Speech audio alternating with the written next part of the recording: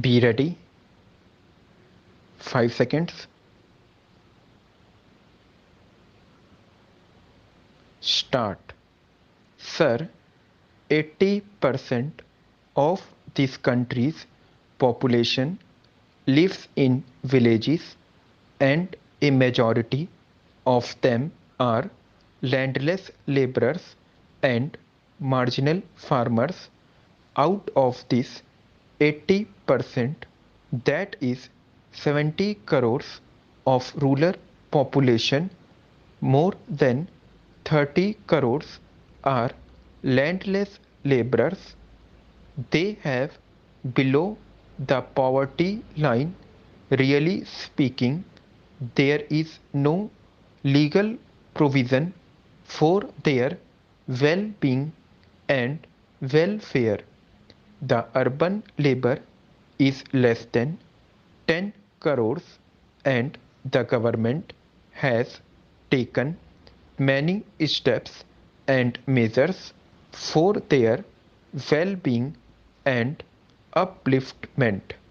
Sir, I would like to narrate some of the measures taken by the government for the welfare of the urban labor.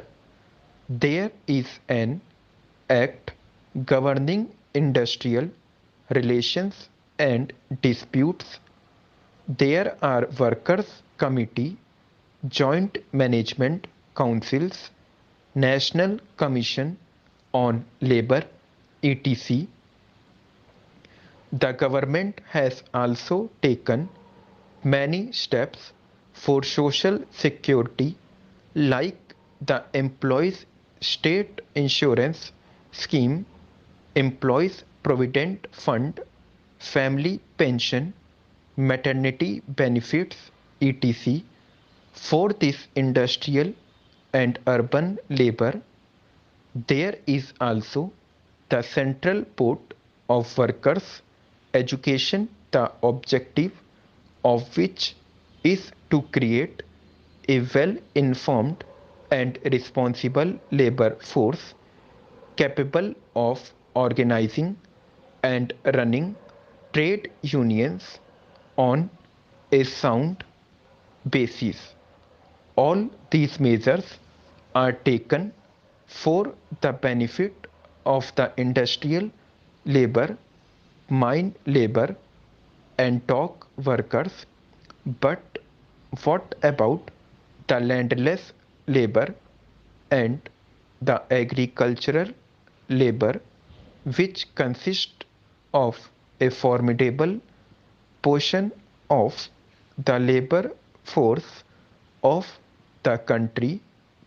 Do they not contribute anything for the development of this nation?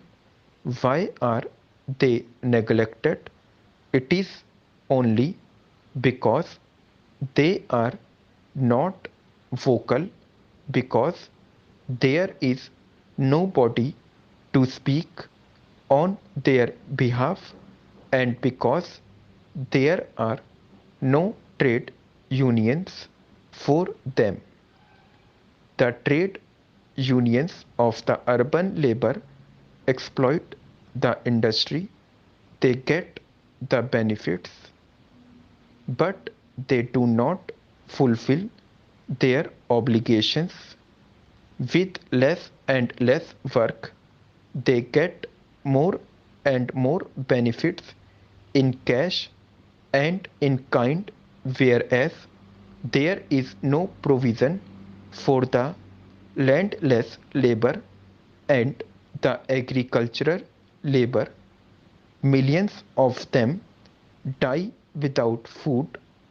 The government should make statutory provisions for security of living, wage and suitable working conditions for the agriculture labor.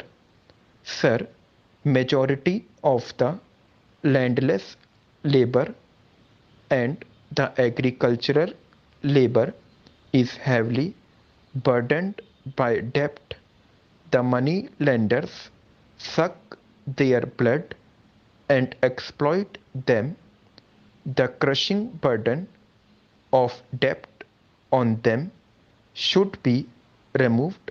Special tribunals should be appointed to inquire into this, and all debts which are beyond the capacity of peasants to pay should be liquidated.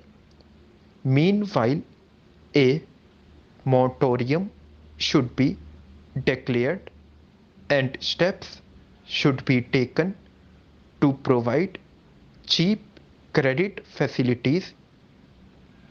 Sir, for this, the cooperative improvement in various parts of the country has done something good, but that requires to be augmented and increased on a large scale. Sir, many of these landless laborers and agricultural laborers suffer only because there is no land for them. For their benefit, some state governments enacted tenancy laws, but they were not implemented.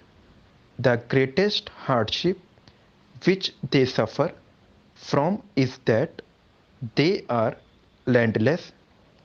The land which was to be given to them by way of surplus has to be obtained by the enactment of tenancy laws. It was not given to them. The vested interest in the rural parts of the country evaded the provisions of the tenancy laws.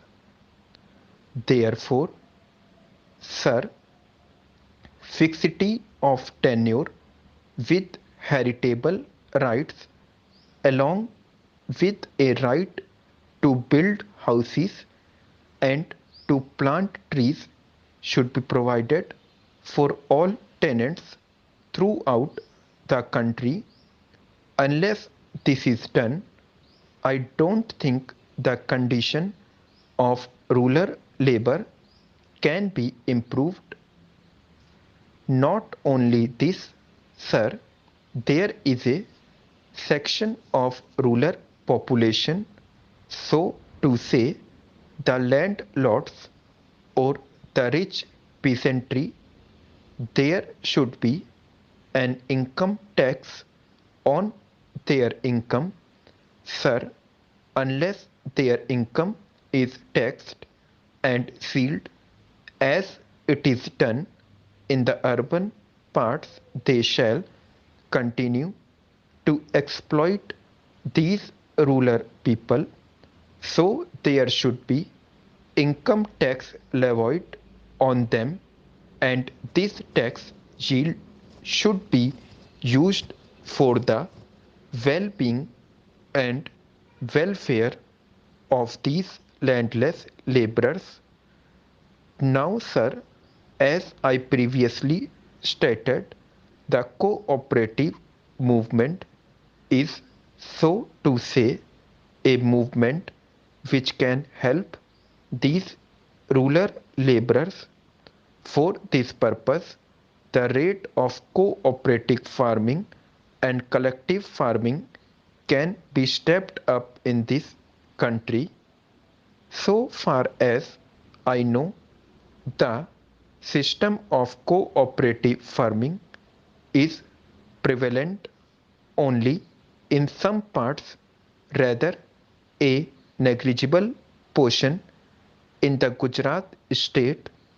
I do not know the position prevailing in the rest of the country, but so far as my state is concerned, there are some societies formed on a cooperative basis for the benefit of agricultural laborers, and they are mostly composed of landless laborers, and they get government wasteland from the government.